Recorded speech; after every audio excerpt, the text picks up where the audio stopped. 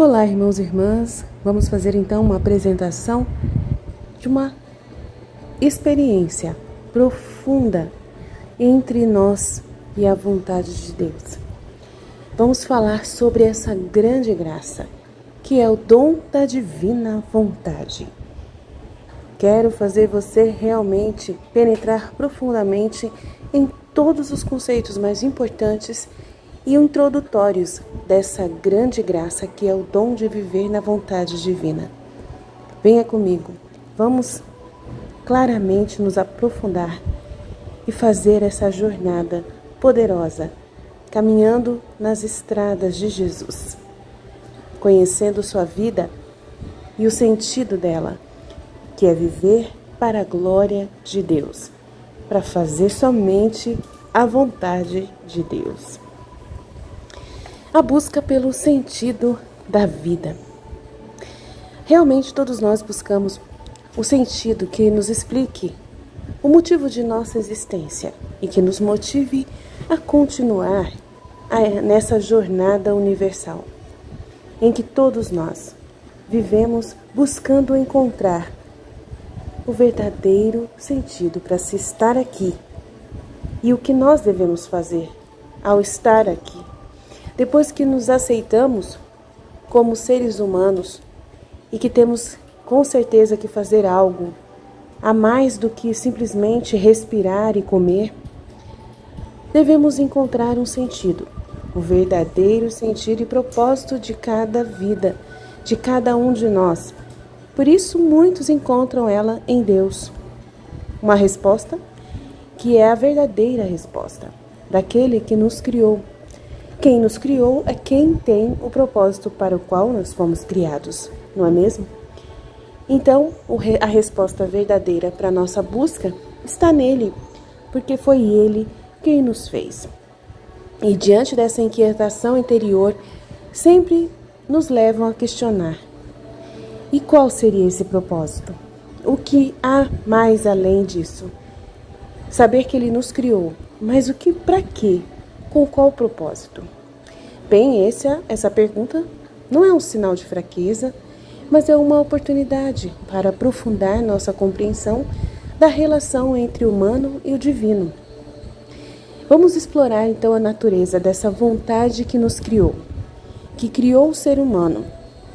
Por quê? Para quê? Queremos saber.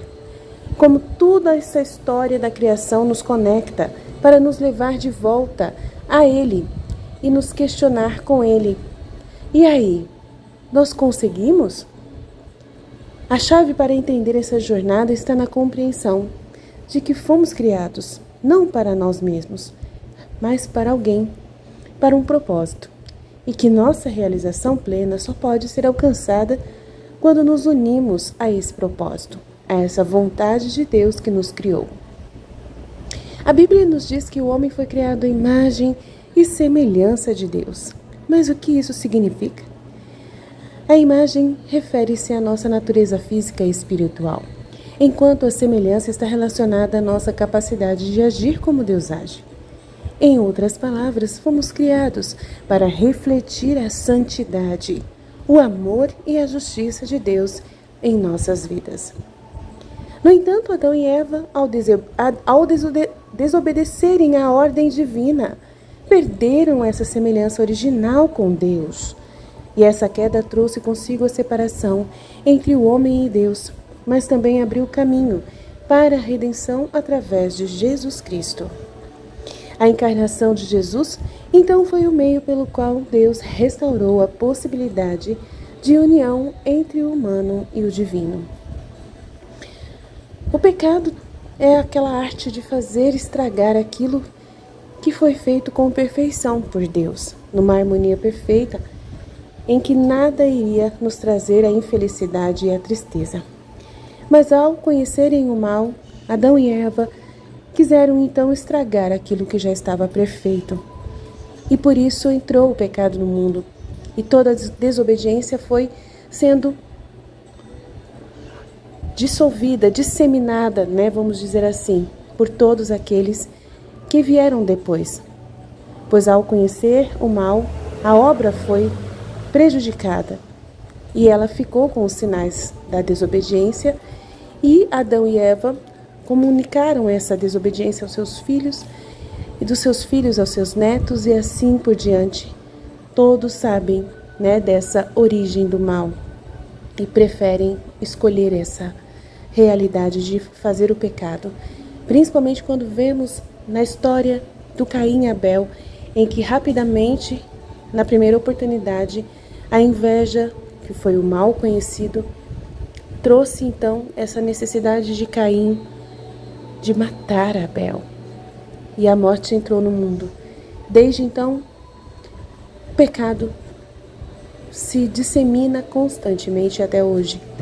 Mas a vinda de Jesus é uma restauração, é uma proposta de transformação, de conserto. E nós podemos nos unir a Jesus para fazer desse mundo um mundo onde nós trabalhamos para consertar ao invés de estragar. Adão, quando chegou em Deus, reclamou com ele diante do pecado. Foi essa mulher que você me deu, dizendo que sua criação não era suficiente. E isso ofendeu plenamente a Deus. E desde então, o homem faz o pecado, comete o pecado, estraga, coloca a sua parte de estragar a obra e sempre culpa a Deus, dizendo que o que falta é a criação de Deus, que não é suficiente. Então, constantemente, ainda hoje, o homem está destruindo tudo e ele chega até Deus e culpa a Deus até hoje, dizendo que o seu trabalho não foi suficiente. Mesmo Jesus tendo vindo e morrido na cruz, o mal continua. Mesmo Jesus tendo vivido na terra com seu evangelho de amor, ninguém o ouve. Por isso o seu trabalho, Deus, é insuficiente. Constantemente o homem volta a olhar para a mesma forma. A sua Bíblia, a sua palavra é desatualizada e só nos traz mais ódio entre nós. Não é suficiente. Constantemente o homem está ofendendo a Deus e não ouve o chamado de Jesus para amar o inimigo, para amar o próximo, para fazer a solidariedade entre nós, em amar gratuitamente sem pedir nada em troca. Essas palavras de Jesus não são concebidas na mente humana. Só querem cobrar, só querem enfiar goela abaixo de Deus, dizendo: o seu trabalho não foi suficiente. E nunca apontam o dedo novamente para si mesmos desde Adão.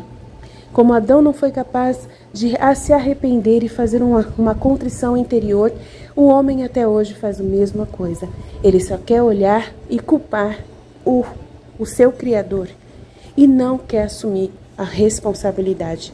Por isso o mundo está como está.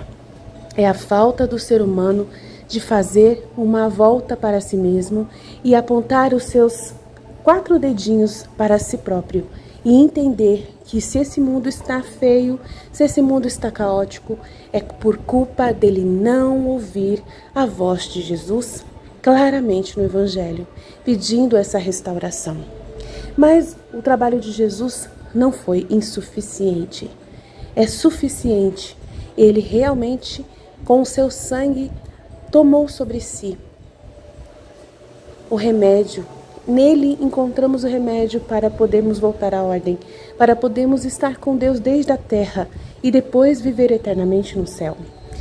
Quem trabalhar com Jesus, mesmo que seja no seu espaço familiar, no seu espaço aonde mora, na sua própria paróquia, na sua própria igreja, este vai conquistar a recompensa.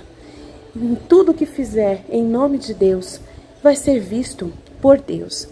E essa pessoa que não reclamar de Deus, de que sua criação é insuficiente, e buscar intensamente, pelo menos os da sua família, pelo menos com os da sua proximidade, daqueles que moram próximo no seu trabalho, conseguir fazer uma semeadura de paz, de pacificação, de luz ao seu redor, com certeza essa pessoa vai poder viver essa proposta do Evangelho e fazer o mundo ao seu redor bem melhor. apesar das perseguições, apesar daqueles que vão ser os que vão caçoar de você, os que vão dizer que você é o iludido, o fanático, mas você não deve parar. A proposta é para toda a vida. Sempre buscar transformar-se e transformar o mundo ao seu redor num mundo melhor, reparando os pecados, reparando os estragos que são feitos. Pelo menos você é chamado e você pode viver essa unidade com Deus.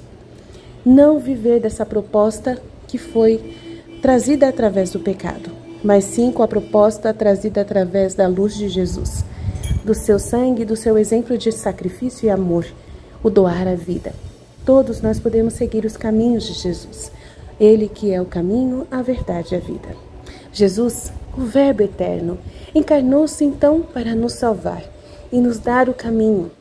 Ele não veio apenas para sofrer e morrer por nossos pecados, mas, como eu já disse, para nos mostrar o caminho de volta à união com Deus, o caminho de volta à felicidade em Deus, apesar de todos ainda estarem, muitos deles, ofendendo a Deus.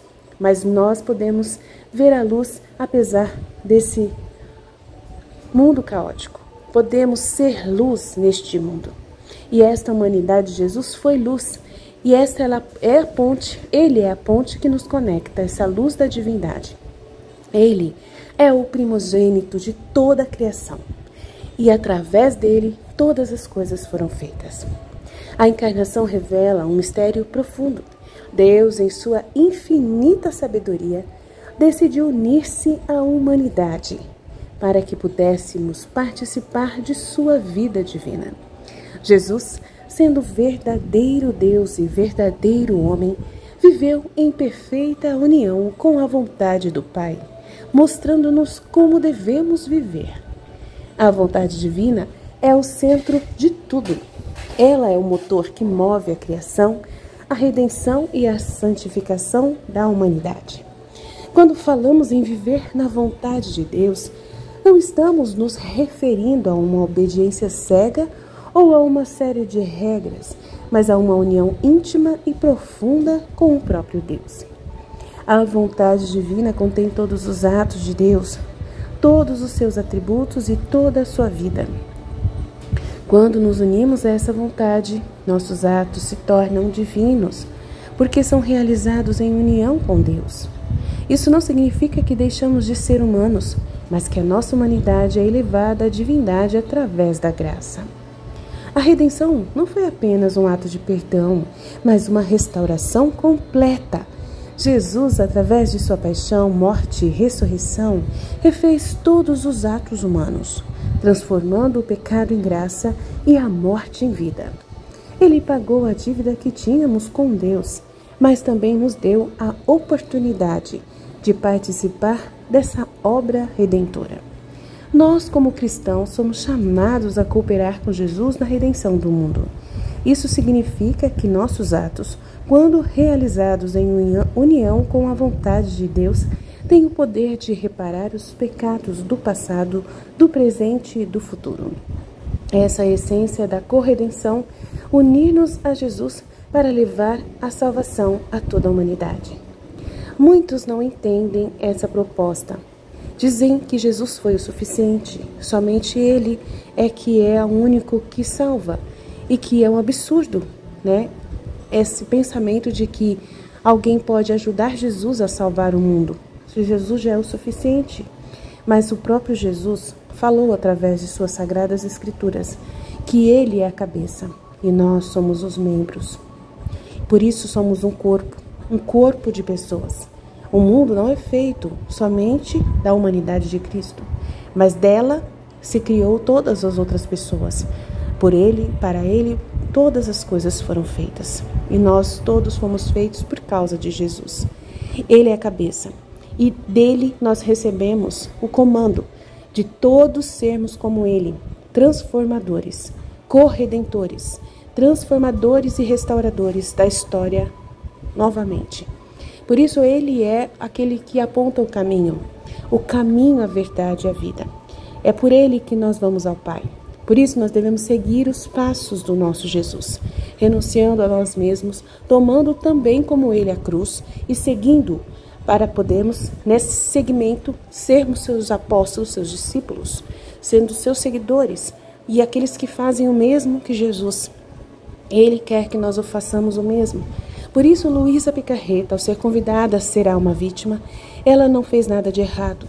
Quando se fala que ela também vem salvar a humanidade, vem ser ali um caminho também, né, de luz diante das trevas, imperante aos castigos enviados da justiça divina, ela vem ser ali a vítima que recebe em si todos os pecados nela, todas as ofensas nela. Nós temos que agradecer a Deus por essa vida que Ele nos doou, que é a possibilidade de podermos viver como Ele viveu na terra, dando a vida para os irmãos. Luísa, então, era essa ponte. Também recebeu os castigos nela para que poupasse a humanidade dos castigos, dos flagelos. Por isso, venha fazer esse processo, venha ser como Luísa. Nós somos chamados a vivermos como ela viveu na vontade divina. Vamos então entender cada vez mais essa proposta de Jesus, ver o que Ele tem para nos oferecer em Sua palavra e nos ensinar para sermos realmente como outros Cristos. Como a Luísa foi chamada a ser imitadora de Jesus, nós somos também imitadores dele. Muito importante. É muito sério a proposta que Jesus faz a todos nós, de sermos esse caminho de luz neste mundo. Jesus, então, o Verbo eterno, encarnou-se, não só para nos salvar, mas para nos ensinar o caminho salvador, para sermos também como Ele. Ele não veio apenas para sofrer e morrer por nossos pecados, mas para nos mostrar o caminho de volta à união com Deus. A encarnação revela um mistério então profundo.